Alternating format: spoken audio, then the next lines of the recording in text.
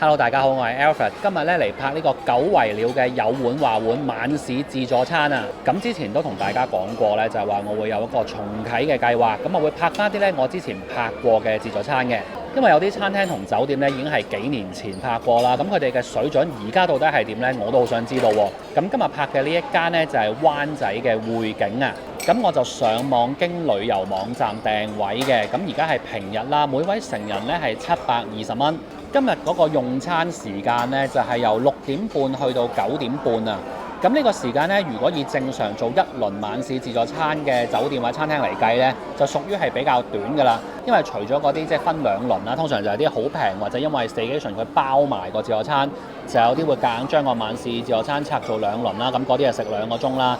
咁但係其他一般正常嘅自助餐呢，3個鐘頭算係比較短嘅，因為一般都可以去到3個半啊，甚至乎係4個鐘嘅。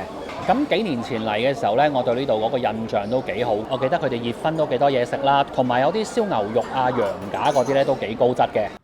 提匯景嘅入口就喺港灣道同菲林明道交界，即係有條行人天橋行去英軍中心嗰度，一搭 lift 上6樓就係㗎啦，唔需要行入會展中心或者去萬麗海景酒店。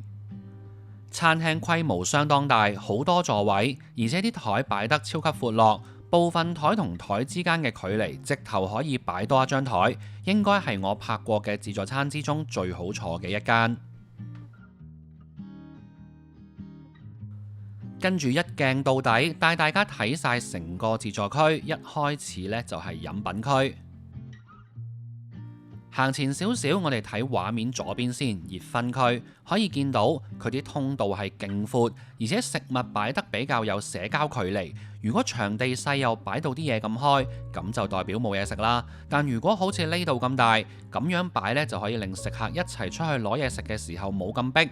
如果講攞嘢食嘅舒適度，匯景應該係香港數一數二㗎啦。睇完熱燻，掟個靚灣有清酒區。跟住呢，就係冷盤凍海鮮之旅，中間呢張台就係刺身沙律嗰啲，最後仲有甜品。出去食嘢之前呢，俾幾十秒我賣個廣告先。之前呢，同大家介紹過喺日本過嚟嘅舒暢感受，產品主打免疫強、消脂快。最近廠商就同我分享翻，話有客人食咗3個月，即係1個療程，驗身報告就指出佢嘅三高呢有明顯改善，好膽固醇就上升咗，壞嘅膽固醇就下降咗。內臟脂肪指數亦都回復到幾年前一個比較健康嘅水平。由即日起去到9月30號，去豐盛生活指定嘅零售點或者網店，有買2盒送14包嘅優惠。優惠詳情咧可以睇翻下面 info box。出去攞嘢食，今餐包咗飲品酒水、紅白酒任飲，凍嘅咖啡茶、橙汁、汽水同罐裝飲品，熱嘅咖啡茶。跟住呢，就睇呢一張台。主要就係沙律同埋刺身壽司，食物擺得整齊企理，冷盤嘅款式都係比較適合香港人嘅口味。My life would never be the same. We could travel all around this world, fly first class every day. But if I never hit the lotto, 佢哋呢度啲壽司同埋刺身呢，嗰啲豉油同埋 wasabi 呢，都係平時外賣嗰啲獨立包裝嘅。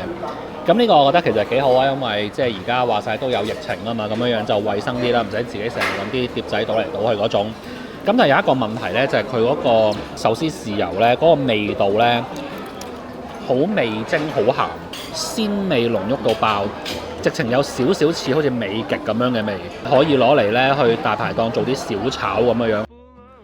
睇下大家最期待嘅凍海鮮，有海蝦、波士頓龍蝦，跟住呢又隔翻幾碟沙律，呢個設計都幾細心。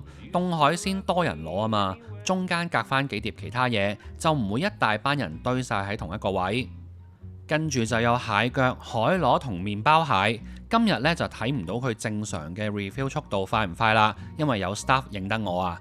品質方面呢就中規中矩，幾樣食材嘅味道都係偏淡，蟹腳波龍就稍為乾咗少少。呢個 corner 就擺咗啲清酒喺度，有嘅嘢唔係重點，冇咗啲乜先至係啊！因為呢個位以前係擺生蠔嘅，相信對大部分食客嚟講吸引力都係下降咗。不過而家好多自助餐都唔提供生蠔㗎啦，一嚟成本高，二嚟始終有食物中毒嘅風險，同埋呢度嘅生蠔以前都係麻麻地嘅。冷盤我就覺得唔係佢嘅強項，但我對佢嘅熱薰呢就印象相當好。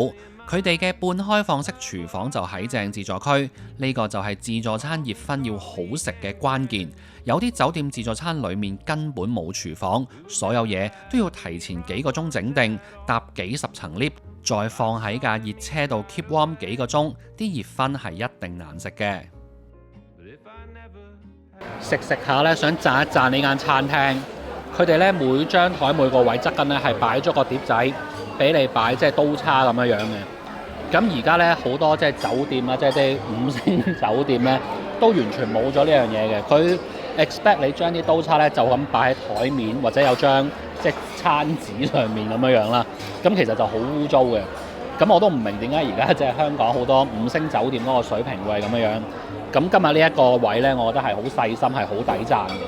扇貝嗰個豉油做得好食過蒸魚嗰個好多，蒸魚嗰個太淡。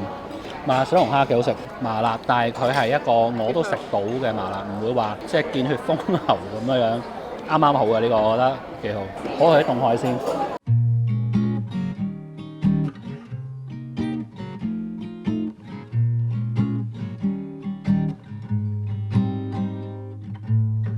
Perhaps one day I'll hit the lotto,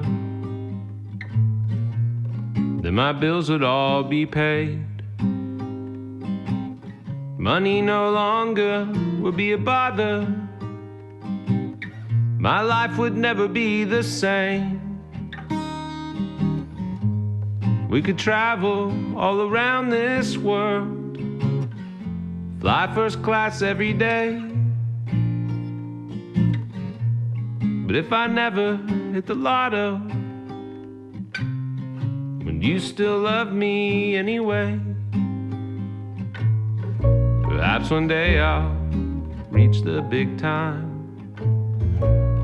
the whole world would know my name. 熱薰區以印度菜作收尾，見到佢哋呢都係由印度廚師主理，風味上都係偏正宗，冇太本地化。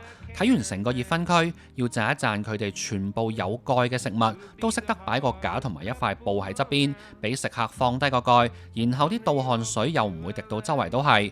呢啲貌似好基本嘅嘢，好多5星酒店都唔識做㗎。匯景嘅肉呢，燒牛肉啊、燒羊架嗰啲呢，都係喺我嘅名單上面呢，即係曾經係名列前茅好高分嘅。咁但係今日呢，非常之可惜或者非常之傷心呢，就喺出面行咗一轉咧，竟然冇咗個羊架喎。因為我記憶中咧，呢度嘅羊架係勁好食嘅，係好嫩嘅。咁啊，淨係得翻個燒牛肉。咁呢個燒牛肉咧，啱啱都食咗一啖㗎啦，都係好一般嘅，即係稍為都係偏乾啦。然後個肉都係鞋地咁樣啦。咁啊，幸好咧就係佢條邊咧都燒得有少少焦香咁樣。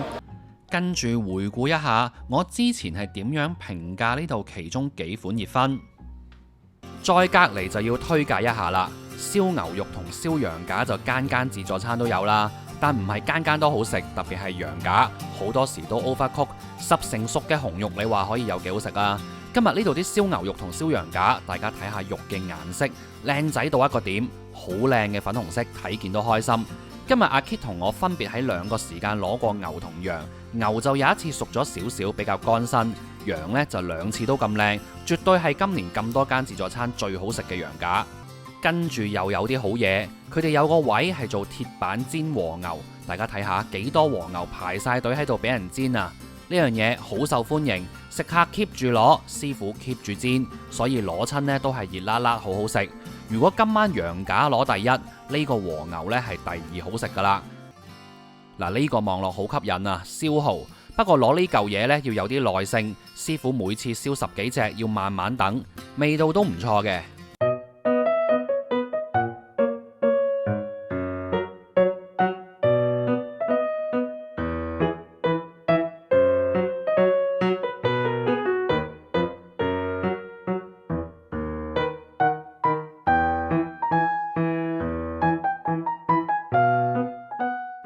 甜品嘅款式就唔係太多，但平均質素我覺得比之前進步咗。我食咗幾款都唔錯啊！阿 Kit 都試咗幾款，聽聽佢點講。佢呢一個布丁呢，咁其實個底呢裡面呢就係牛奶布丁啦，咁個面啊做咗啲檸檬汁咁樣嘅。咁呢個布丁都幾滑，同埋嗰個檸檬味呢屬於比較清新嗰種嚟嘅。焦糖燉蛋質地好滑，個調味呢稍為甜咗少少，但係 OK 接受範圍內嘅。佢哋嘅 Tiramisu 咧都係一個好正常嘅發揮嚟嘅，無論味道同質地都係嘅。食到一個好香濃嘅咖啡味啦，同埋有啲酒香嘅。佢呢個芒果白桃餅呢，嗰個芒果味會重啲，白桃味呢會比較淡啲嘅，相對係比個芒果味呢搶咗起少少嘅。最近好多自助餐都加咗價，幅度都幾大，有啲去到成1000蚊。今日呢一間收720，就唔算係一線收費，所以我對佢嘅要求亦唔係最嚴謹嗰隻。但以呢個收費嚟講，冷盤都係稍弱。熱葷我覺得平均係好食嘅，但食材成本偏低，巧婦難為冇米炊，成餐飯欠缺咗1-2樣令人印象深刻嘅重點。幸好坐得舒服，服務衛生亦係高水平，整體嚟講都食得開心，但就唔係太抵食嗰種。今日講到呢度，下次再見，拜拜。